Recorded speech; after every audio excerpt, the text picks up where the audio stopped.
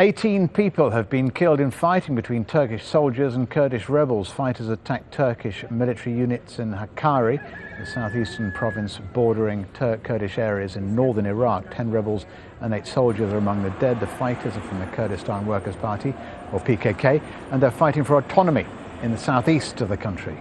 For more, let's cross to correspondent Anita McNaught. Anita's in Istanbul. Fill in the dots, Anita. What happened?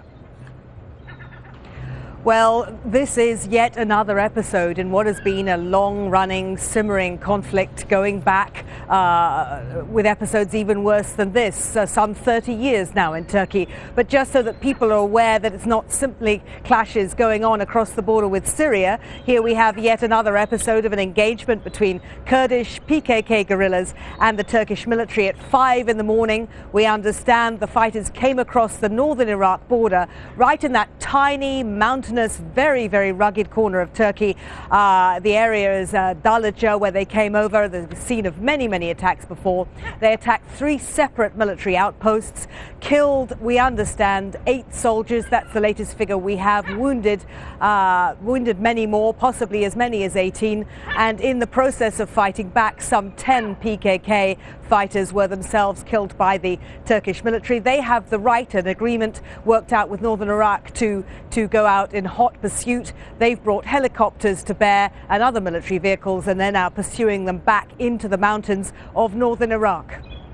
Now, I wonder, is this, do you think, a blow to the Turkish government? Because we know the government has been trying to resolve, which is an effective, a 30-year conflict between Turkey and the estimated 15 million Kurds.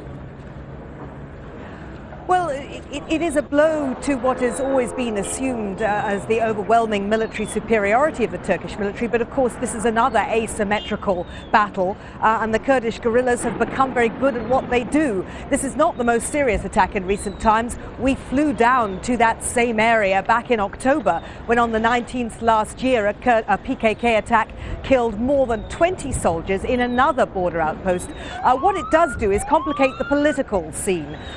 We've seen a sort of resurgence, if you like, of initiatives, positive initiatives, trying to resolve this very intractable, very old problem. The Prime Minister reaching out last week, offering elective Kurdish courses in schools, and some senior Kurdish politicians themselves turning around and saying the time is now to talk peace, that only this government, which rules with such a majority, is the one that can solve it. But there's so much skepticism on the part of many Kurds now that the government means what it says and is really prepared to make the offers that Kurds want to see for them to stop struggling with the Turkish government in Ankara. It's a very difficult place to move on from. But as I say, the wise heads say that if this government can't be persuaded to give it a go, then any kind of coalition government that might follow on for it certainly could never manage it.